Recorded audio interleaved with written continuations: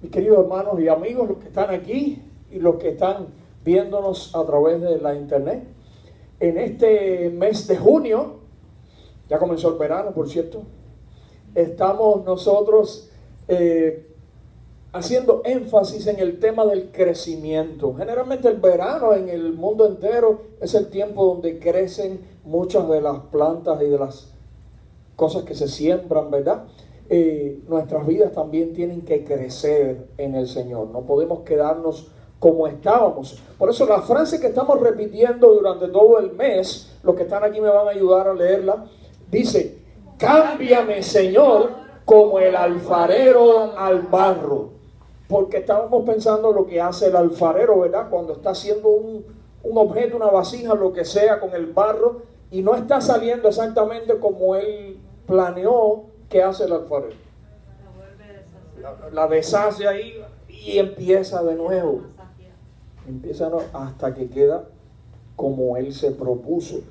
Por eso la palabra clave, lo recordamos una vez más, la palabra clave del crecimiento cristiano, la palabra clave del discipulado cristiano es la palabra cambio. Si no hay cambio, ¿qué cosa es lo que estamos creciendo? Nada está creciendo, nada está transformándose. Tiene que haber un cambio en nuestra vida para que haya crecimiento, para que lleguemos a ser como Cristo, que es la meta del crecimiento espiritual. Amén. El plan de todo este mes de junio, los domingos en la mañana, estamos nosotros hablando de cambios, precisamente cambios urgentes que necesitamos. Cambios urgentes que necesitamos. Por ejemplo, el primer domingo estábamos hablando de lo que realmente vale la pena. ¿Por qué? Porque necesitamos cambiar nuestra manera de ver las cosas de la vida. Y en vez de perseguir y priorizar cosas temporales, cosas que se acaban, tenemos que aprender a perseguir y a priorizar las cosas que son eternas. Eso fue lo que aprendimos ese día. La semana pasada estábamos aprendiendo o meditando en la orden que el Señor nos da, que dice: levántate, resplandece, porque ha venido tu luz y la gloria de Jehová ha nacido sobre ti. Y estábamos viendo que tenemos que levantarnos de la oscuridad que hay alrededor nuestro en este mundo, que es terrible. Tenemos que conectarnos con la luz de Jesucristo. Tenemos que mantenernos limpios para poder reflejar la luz de Cristo, si no, no vamos a poder hacerlo. Y tenemos que hacer eso, brillar en este mundo oscuro con la luz de Jesucristo. Nuestra idea hoy es, y el título de nuestra meditación, como lo puedes ver en la pantalla, que no te lleve, ¿qué cosa? La corriente, que no te lleve la corriente. Yo no sé si tú conoces un dicho muy popular en mi tierra, que le dicen a las personas cuando están ahí, que no se percatan bien de las cosas que están pasando. Le dicen: oye, camarón que se duerme, se lo lleva la corriente. ¿Te imaginas un camarón de río de esto que esté ahí dormido ahí? Cuando viene a ver, él no va a despertarse en el mismo lugar donde él creía estar, porque la corriente se lo va a llevar. Así que ya tú sabes, no te duermas. No te duermas, que te lleva la corriente. Que no te lleve la corriente. Mi querido hermano y amigo, es muy fácil dejarse llevar por la corriente. Que por ejemplo estás en un río, ¿qué es lo único que tienes que hacer? Ponerte a flotar allí y la corriente te lleva para donde ella quiere. Pero aunque no requiere ningún esfuerzo de nuestra parte, es muy fácil, pero puede ser que la corriente te lleve contra una roca, ¿sabes? Y te destroce allí. O al final te caigas ahí por un precipicio, cualquier cosa. No. La Biblia dice, la Biblia nos recuerda que antes de que tú y yo fuéramos de Cristo, antes de que tú y yo fuéramos de Cristo, eso es lo que hacíamos. Vivíamos según la corriente de este mundo. Eso lo dice la Biblia. Con esa palabra específicamente dice Pablo a los Efesios en el capítulo 2, versículos 2 y 3, dice: antes ustedes, según la corriente de este mundo, eran pecadores empedernidos y como tales obedecían los dictados de Satanás, príncipe del imperio del aire, quien ahora mismo está operando en el corazón de los que se rebelan contra el Señor. Y sigue diciendo: era un mal de nacimiento, pues nacimos con una naturaleza perversa que nos mantenía bajo la ira de Dios como a los demás. Qué terrible. Esa era nuestra condición antes de estar en Cristo. Pero esa es todavía hoy la misma condición de la gente que están sin Cristo en el mundo. Antes nosotros, ¿qué hacíamos? Seguíamos esa corriente. Y como dice ahí, éramos hijos de la ira de Dios. Estábamos bajo la ira de Dios. Estábamos obedeciendo a Satanás. Pero ahora, en este momento, la corriente sigue a nuestro alrededor, contraria a nosotros. Nosotros nos vamos moviendo en una dirección hacia Dios, hacia lo que dice su palabra, hacia su voluntad y todo eso. Y la corriente alrededor nuestro va al revés, al revés. ¿Y cómo está todo? No hay que preguntarlo. Está pésimo y empeorando. ¿Y qué vamos a hacer entonces? ¿Rendirnos y decir que me lleve la corriente? O que nos lleve sin darnos mucha cuenta, porque estamos entretenidos y medio dormiditos así, y la corriente nos va llevando, ¿sabes? ¿Qué dice la Biblia? Quiero que te fijes en este versículo, Romanos 12, versículo 2. Romanos capítulo 12, versículo 2. Aquí está en otra traducción, no en la Reina Valera, después lo voy a poner en la Reina Valera del 60, que es la que más conocemos, pero quiero que te fijes primero como lo dice aquí. Dice: no sigan la corriente del mundo en que vivimos, sino más bien transfórmense a partir de una renovación interior. Así sabrán distinguir cuál es la voluntad de Dios, lo que es bueno, lo que le agrada, lo que es perfecto. Pero fíjate cómo dice: no sigan la corriente del mundo en que vivimos. De ahí entonces nosotros hemos redactado esta idea principal de nuestra meditación de hoy. Esto es lo que más queremos recordar en este día, sacado de ahí, de ese pasaje de Romanos 12:2. Dice la idea: debemos despertarnos y luchar contra la corriente de este mundo. ¿Quieres leerlo conmigo otra vez? Debemos despertarnos y luchar contra la corriente de este mundo. ¿Cómo hacemos esto? Vamos a orar y entonces nos fijamos en ese mismo pasaje de Romanos 12:2, qué es lo que debemos hacer. Padre, ahora te rogamos, tú nos hables por medio de tu Espíritu Santo a nosotros, a mí, a todos nuestros hermanos, los que están aquí presentes, los que están conectados a través de la internet. Y enséñanos, Señor, tu palabra y ayúdanos a aplicarla a nuestra vida. Lo necesitamos, Señor. Y con toda esta situación del mundo en el que vivimos, más todavía. En el nombre de Jesús. Amén. ¿Qué acciones entonces debemos tomar? En el pasaje de Romanos 12:2, aquí está en la traducción Reina Valera del 60, que es la que más conocemos, pero es el mismo pasaje. Dice: no os conforméis a este siglo, sino transformaos por medio de la renovación de vuestro entendimiento, para que comprobéis cuál sea la buena voluntad de Dios, agradable y perfecta. En este pasaje, si tú te fijas bien en lo que dice, y vamos a decir los verbos, ¿verdad?, que indican acción. En este pasaje hay 3 acciones. Una que nos dice que no la debemos hacer, y 2 que dice que sí la debemos hacer. ¿Entienden lo que estoy diciendo? Eso está ahí. Hay una que dice que no debemos hacer, y 2 que nos dice que sí la debemos hacer. Eso es sencillamente lo que vamos a estar viendo ahora, ¿verdad? La primera está ahí arriba mismo, cuando dice: no os conforméis. Esta es la primera acción de que habla este pasaje. Conformarnos a este mundo. Cuando dice conformarnos, está refiriéndose a tomar la forma de este mundo. ¿Alguna vez pusiste, esas cosas las hace uno más cuando uno es muchacho, alguna vez pusiste agua a congelar, pero la pusiste en una vasija con una forma un poco diferente, solo para ver después cuando sacabas el hielo, cómo tenía la forma de eso donde la pusiste? Porque el agua ahí, a medida que se va endureciendo, se va congelando, va adoptando ¿qué forma? La forma del envase en donde tú la pusiste. Eso es conformarse, es tomar la forma, es amoldarse, podríamos decir también, acomodarse, adaptarse. seguir la corriente, conformarnos a este mundo que nos rodea, dice el pasaje de la Biblia, dice el Señor, que no lo debemos hacer. No lo debemos hacer. Otra vez es la opción más fácil.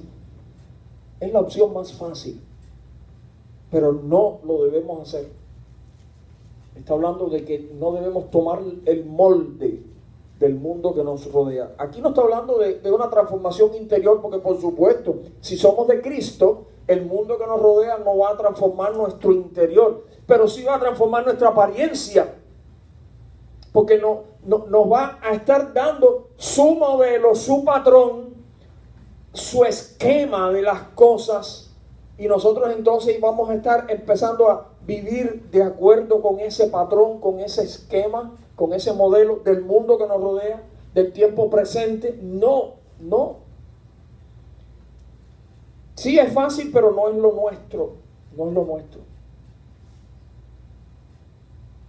Probablemente tú, como yo, no naciste en este país, pero llegaste aquí como inmigrante. Y por supuesto, cuando uno llega aquí, o al país que hubiera sido, uno entonces tiene que aprender el idioma y las costumbres, tú sabes, de cómo funcionan las cosas y cómo se hace esto y cómo se hace aquello y qué es lo que no se puede hacer, todo eso. Pero aunque hagamos eso, y eso está bien, pero nosotros no podemos conformarnos a los valores y la forma de pensar. No estoy hablando de que sea de este país, sino de la sociedad de hoy. Lo mismo en este país que en cualquier otro. Del mundo de hoy. Nosotros no debemos tomar sus valores ni su forma de pensar. Sí es difícil resistirse a la corriente. Es difícil decir, todo el mundo lo está haciendo de esta manera, pero yo no lo voy a hacer así porque no quiero seguir su patrón, no quiero seguir su modelo, no quiero hacerlo. Eso es difícil. La presión es mucha.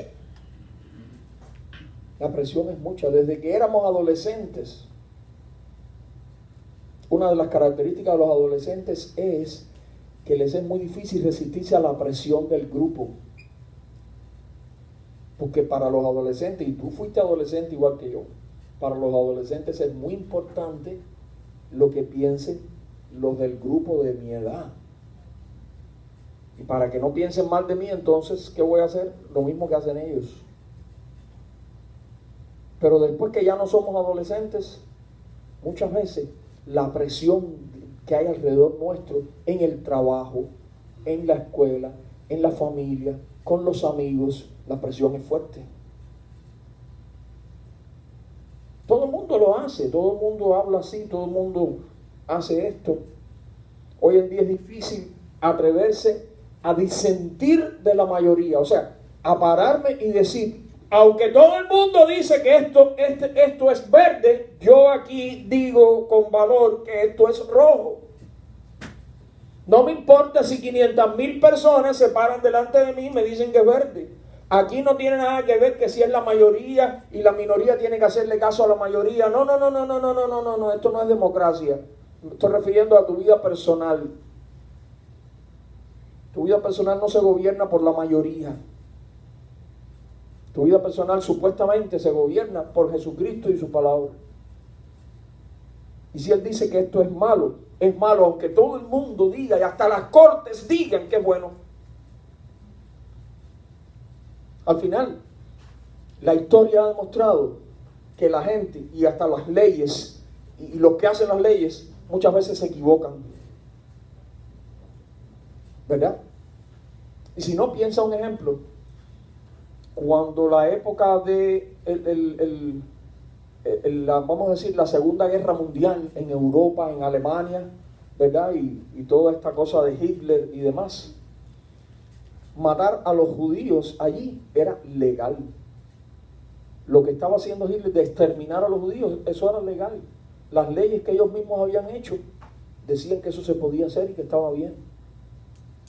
Pero ahora yo pregunto, ¿estaba bien? No estaba bien. Aunque todos ellos y las autoridades y las leyes dijeran que estaba bien, no estaba bien, estaban mal. Y algunos pagaron hasta con su vida. Estoy pensando en aquel pastor que tiene un nombre que para mí no es fácil de pronunciar, que por eso lo metieron en un campo de concentración. Él era alemán, igual que todos ellos, pero lo metieron ahí porque él como pastor se paraba donde quiera y decía que lo que estaban haciendo estaba mal. Y lo metieron en un campo de concentración y ahí murió. Pero fue fiel, ¿verdad?, a lo que el Señor decía. No, lo que dice la gente a tu alrededor no es lo que dicta lo que está bien o lo que está mal. Es difícil resistirlo, pero hay que tener valor. Hace falta mucho valor y mucha fe, como decía el himno antiguo, si hay valor y fe. Si hay valor y fe. ¿Ve?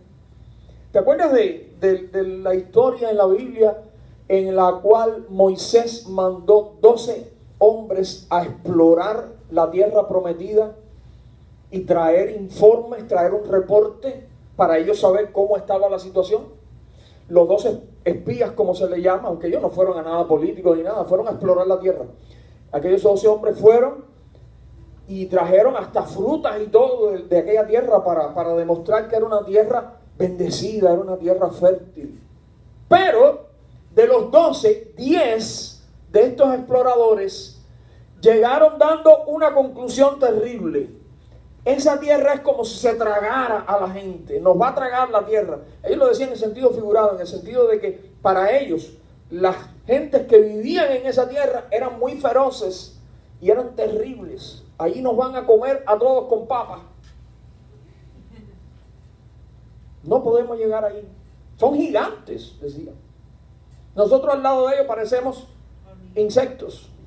¿Qué sabrían ellos lo que les parecían? Ellos le preguntaron, ¿cómo tú me ves? No creo. Pero 2 de aquellos exploradores que fueron, ¿quiénes te acuerdas?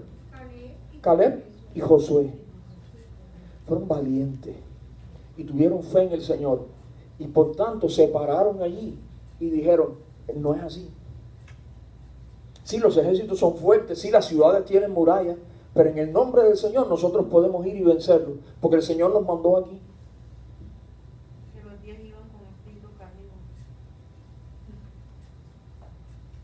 Ellos pudieron mantenerse así. Y dice la Biblia que la congregación, eso está en el libro de Números, que la congregación intentó apedrear a Josué y a Caleb. ¿Tú piensas que esas cosas nada más pasan hoy en día? Ahí está clarito en la Biblia. Solamente porque estaban diciendo algo diferente a los demás, porque tuvieron el valor de decir, no es como ellos dicen, la verdad es esta.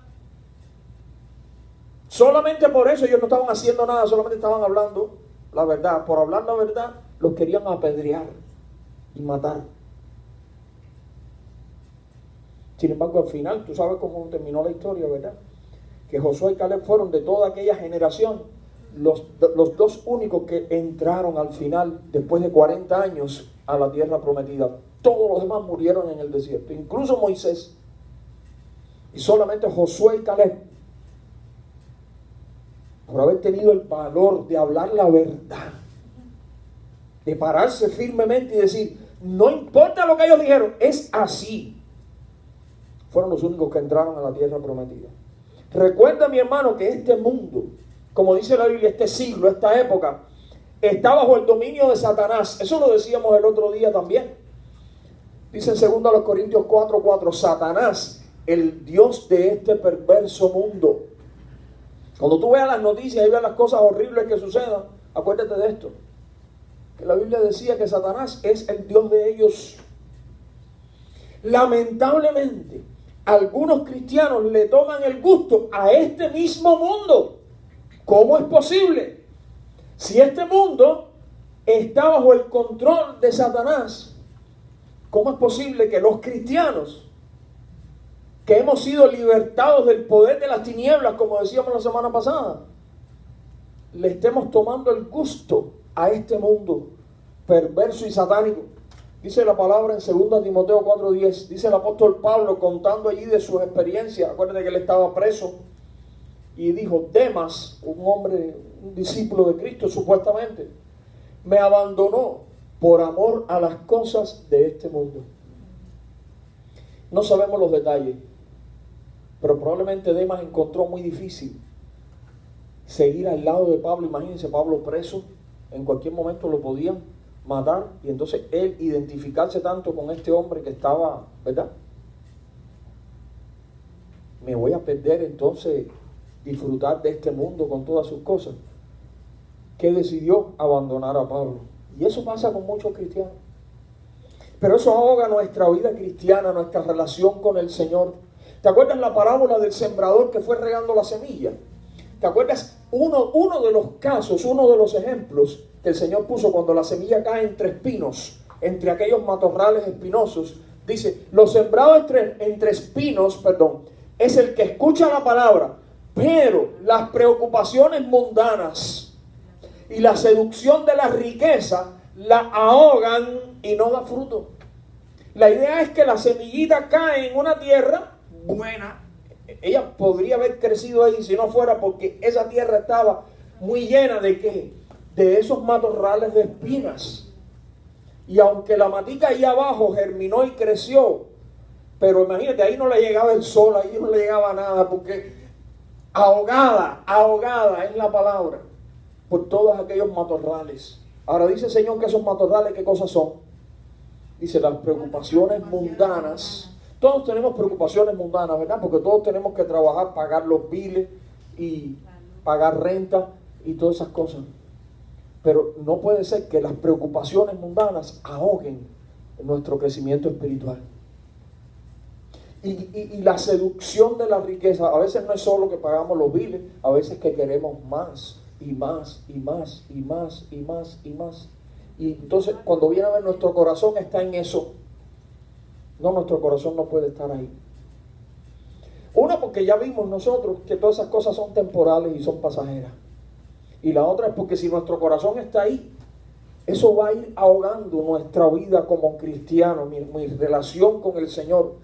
La Biblia nos recuerda que todas esas cosas son pasajeras, por tanto, ¿para qué yo voy a poner mi amor en las cosas de este mundo? Dice el apóstol Juan, no amen este mundo ni las cosas que les ofrece, porque cuando aman al mundo no tienen el amor del Padre en ustedes. Pues el mundo solo ofrece un intenso deseo por el placer físico, un deseo insaciable por todo lo que vemos y el orgullo de nuestros logros y posesiones.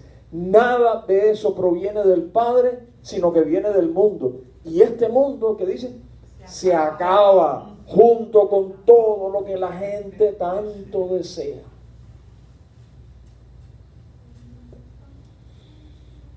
Así no podemos ser luz en este mundo oscuro, como veíamos la semana pasada. No podemos resplandecer, imagínese usted. Así no podemos ser discípulos de Cristo. Por eso dice la Biblia que no nos conformemos a este mundo. También cuando éramos niños probablemente jugábamos con plastilina. ¿Saben lo que es la plastilina? Yo no sé si en tu país, los que son de otros países distintos al mío, le llamaban de otra manera, pero esta masa de modelar, los niños ahí y tanto, una de las atracciones que tiene es que tú la podías meter en unos moldecitos, en una cosa, y pasa como cuando vas a hornear unas galletitas, una cosa que igual con unos moldes, toma la forma del molde.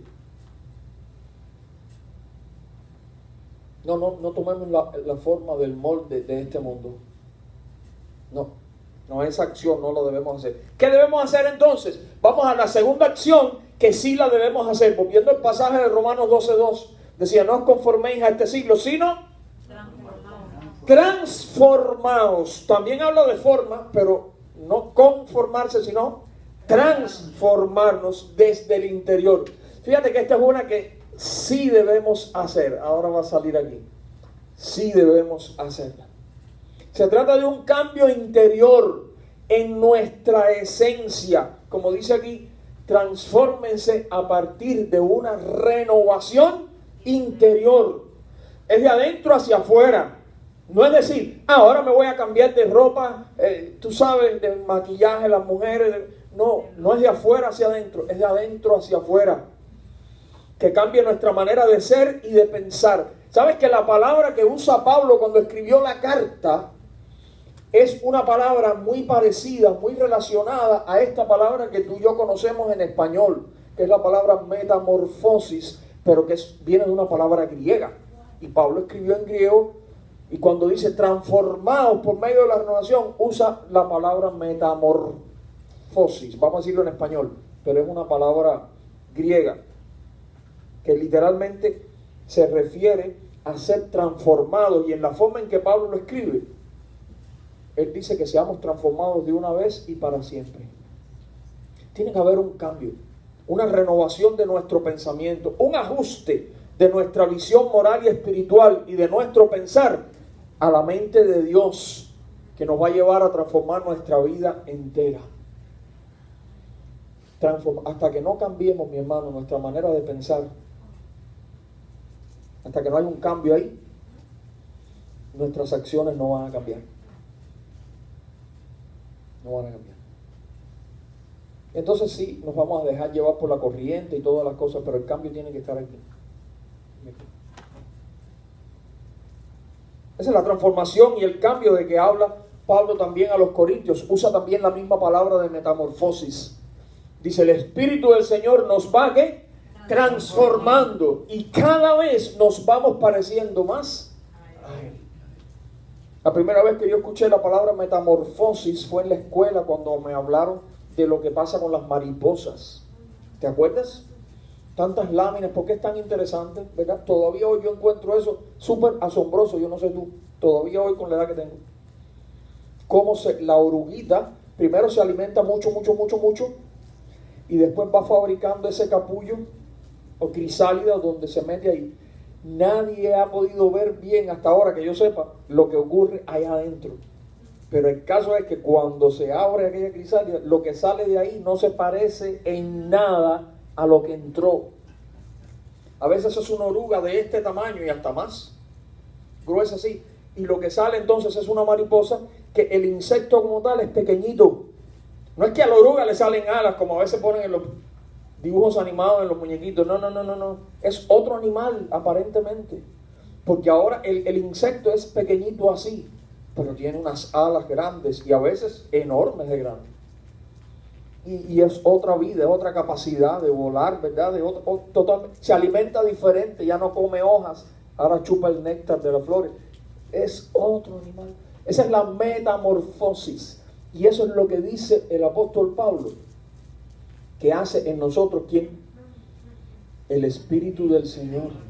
Nos va transformando para que nos parezcamos que a mariposas o a mariposones. Para que cada vez nos parezcamos más a Él. Esa es la meta, acuérdate. Ese es el propósito.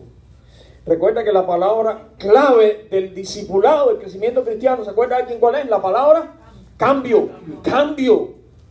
Y la meta del discipulado es llegar a cambiar tanto que lleguemos a ser como ¿quién? Como Cristo. Lleguemos a ser como Cristo. Y finalmente, volviendo a Romanos 12:2, la cosa que no debemos hacer es conformarnos a este mundo. No. La primera cosa que sí debemos hacer es transformarnos desde adentro. Una renovación, dice, en nuestra manera de pensar.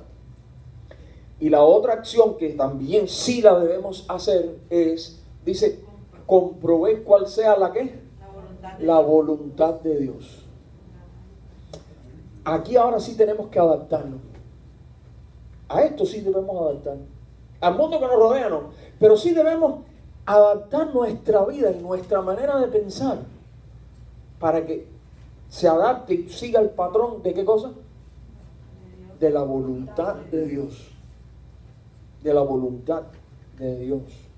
Por eso entonces podemos usar otra vez la palabra conformarnos, pero a la voluntad de Dios, sí.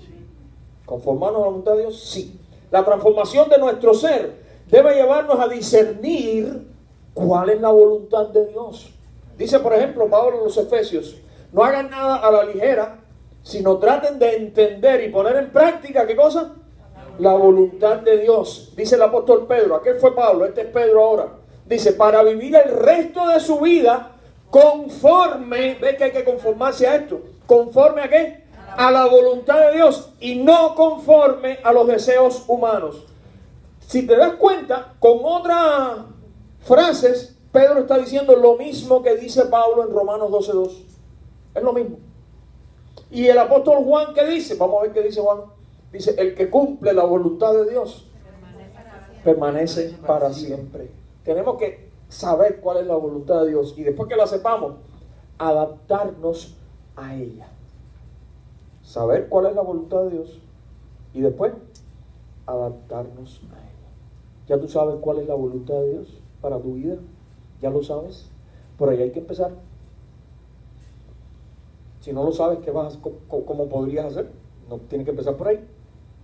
Saber qué es lo que Dios quiere. Muchas veces he puesto el ejemplo de un jefe en una compañía que se reúne con los empleados y a cada uno le da una hoja de papel. Hoy en día no se usa tanto el papel, tú sabes, le manda un email a cada uno con todas las instrucciones. Vamos a pensar en el email. Correo electrónico, ahí a cada uno, ahí están todas las instrucciones para esta semana, esto es lo que hay que hacer. Cuando llegue el viernes, viene el jefe, el presidente de la compañía, empieza a chequear y de pronto ve que este empleado no ha hecho nada de lo que él le dijo. Y le dice, ¿y por qué usted no ha hecho? ¿Usted leyó el correo electrónico que yo mandé? No, yo no lo leí. Pero no había que haber empezado por ahí. Porque si él no leyó lo que él le dijo que tenía que hacer, imagínate cómo iba a saber qué es lo que tenía que hacer. Nosotros tenemos que empezar por conocer la voluntad de Dios. Ahora, tal vez tú digas, pastor, ¿y cómo yo puedo saber la voluntad de Dios? Porque eso es difícil. No, no es difícil para nada. No es difícil para nada. Hay muchas, pero muchas cosas en la Biblia que están muy claritas aquí en blanco y negro. Y que dicen que esa es la voluntad de Dios. Que te guste a ti o no, que me guste a mí o no, que nos resulte fácil o difícil es otra cosa. Pero están aquí claritas. O sea, la parte de saberlo, solamente lo que tenemos que hacer es leerlo aquí. Yo te voy a poner 3 ejemplos de 3 cosas que tú puedes buscarlo en tu Biblia, subrayarlo, ponerle un highlighter, porque eso es la voluntad de Dios y lo dice bien claro. Por ejemplo, la primera de las 3, dice Pablo a los tesalonicenses, la voluntad de Dios es, fíjate que claro está eso, ¿qué cosa? Que sean santos. Aquí tenemos. ¿Cuál es la voluntad de Dios para mi vida? Que yo sea santo. Ahí está. Nuestra santificación, dice otra traducción. Otro ejemplo. Dice el apóstol Pedro. La voluntad de Dios es, y ahora va a explicar, que ustedes practicando el bien pongan freno a la ignorancia de los insensatos. Él está hablando en el pasaje, cuando uno busca el contexto, está hablando de cuando los cristianos somos perseguidos y maltratados por ser cristianos y por hacer lo correcto. Dice Pedro, no importa, porque al final la voluntad de Dios es que tú y yo hagamos, ¿qué cosa? El bien, hagamos lo correcto. No importa que los tiempos sean difíciles, no importa que nos critiquen, no importa que nos persigan, no importa que eventualmente perdamos el trabajo, no importa que nos saquen de la escuela. Algunos de nosotros en Cuba experimentamos algunas de esas cosas. No importa, porque la voluntad de Dios, ¿cuál es? Que nosotros practicando el bien pongamos freno a la ignorancia de los insensatos. Esa es la voluntad de Dios. Fíjate, que seamos santos y que hagamos lo correcto, lo bueno, aún en tiempos difíciles. Otro ejemplo de la voluntad de Dios, dice Pablo aquí no dice la voluntad de Dios, pero dice, Él quiere que, esa es la voluntad de Dios, ¿verdad? Él quiere que, ¿qué cosa es lo que Dios quiere? Ahí lo dice. Que todos se salven y lleguen al conocimiento de la verdad. Eso lo dice la Biblia. O sea, eso es palabra de Dios. Esto no es interpretación teológica de nadie. ¿Sabe que los teólogos a veces empiezan a interpretar y decir, a mí me parece que Dios en su voluntad infinita, eterna, soberana, ok, está muy bien, pero ya eso son interpretaciones. Pero esto no es interpretación. Aquí dice clarito que Dios quiere, ¿qué cosa? Que todos se salven y lleguen al conocimiento de la verdad.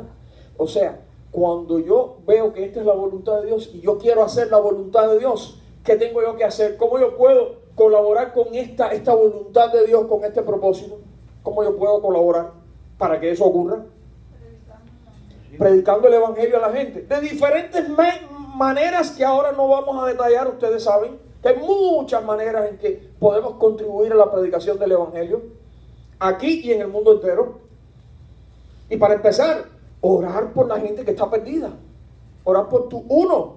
Mira, no tienes ni que orar por 500 personas, ora por uno. Ora por tu uno allí. Pero que no se te olvide. Porque la voluntad de Dios es que todos se salven. Y ahí tú puedes pensar, mi uno se llama Periquito Pérez.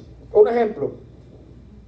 Yo puedo pensar entonces que es como si esto estuviera diciendo, Dios quiere que Periquito Pérez se salve. Y no es que estoy interpretando, es que aquí dice la palabra. ¿Qué palabra está aquí? Todos. ¿Eso incluye a Periquito Pérez? Claro que sí. Así que Dios quiere que Periquito Pérez, o quien sea que sea tu uno, Dios quiere que se salve. Y que esa persona venga al conocimiento de la verdad. Así que cuando tú ores por Periquito Pérez o Juana Pérez o quien sea, vas a estar orando según, ¿qué cosa? La voluntad de Dios. Ahí no vas a tener que decir, Señor, si es tu voluntad, porque ya tú vas a saber que esa es la voluntad de Dios. Amén. A veces oramos y como no sabemos decimos, Señor, si es tu voluntad, pero en este caso no lo tienes que decir, porque ya tú sabes que esa es la voluntad de Dios. Concluyendo, mis hermanos, hoy durante este mes estamos hablando de cambios urgentes que necesitamos. Tú y yo lo necesitamos personalmente, y como pueblo de Dios necesitamos estos cambios en nosotros. Y este es el cambio de hoy. No dejes que te lleve la corriente. Tal vez todas las personas van como zombies, ¿verdad? En una dirección. No te abandones al flujo de la corriente, al impulso de la corriente, para atrás, no. No te conformes, ¿verdad? Por eso decíamos al principio, debemos despertarnos y luchar. Despertarnos porque acuérdate que el camarón que se duerme es lo que le pasa. Debemos despertarnos y luchar contra la corriente de este mundo. Estoy seguro que alguna vez has visto algo o escuchado algo acerca del salmón. El pez, el salmón. El salmón, cuando va creciendo, él va emigrando así en los ríos rumbo al mar. Pero cuando llega la hora de poner sus huevos, el salmón hace el viaje al revés, contra la corriente del río. Lo que se dice río arriba, para llegar a poner sus huevos donde él nació, en el mismo lugar, ahí arriba. Y a veces, tú lo has visto a lo mejor en fotografía o eso, que a veces esos ríos no es que son ríos así suavecitos, sino que son ríos con tremenda corriente, a veces son cascadas, o sea, una caída de agua, y el salmón, ¿qué hace? ¿Lo has visto hacerlo? Dando saltos, el pez, dando saltos contra la corriente, por fuera, por el aire, así, para tratar de saltar la cascada y caer arriba del lado de allá y seguir nadando contra la corriente. Por cierto, ahí es donde los osos se plantan entonces, y cuando ven los salmones saltar, ahí mismo los agarran y se los comen. Pero muchos son los que, bueno, logran. A ver, muchos no, son la minoría, los que logran hacer el viaje hasta allá, hasta su destino, y allá ponen su vuelo, para que sus hijos nazcan en el mismo lugar donde ellos nacieron. Y protegerlo de los depredadores. Exacto, porque saben que es un buen lugar, allí tranquilo.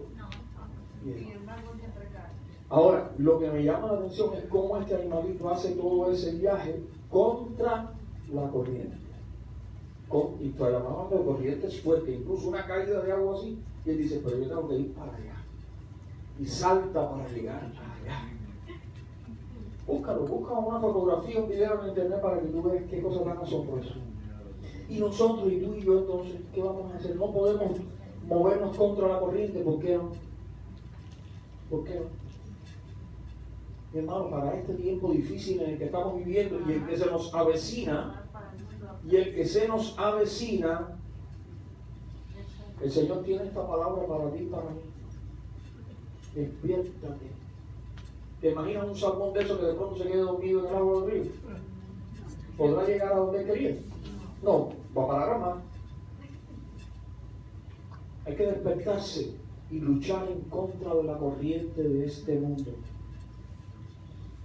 Los cristianos de los primeros siglos, mi hermano, vivieron tiempos muy adversos, muy difíciles. La corriente en su contra era muy fuerte. Imagínate, el imperio romano entero estaba en contra de los cristianos.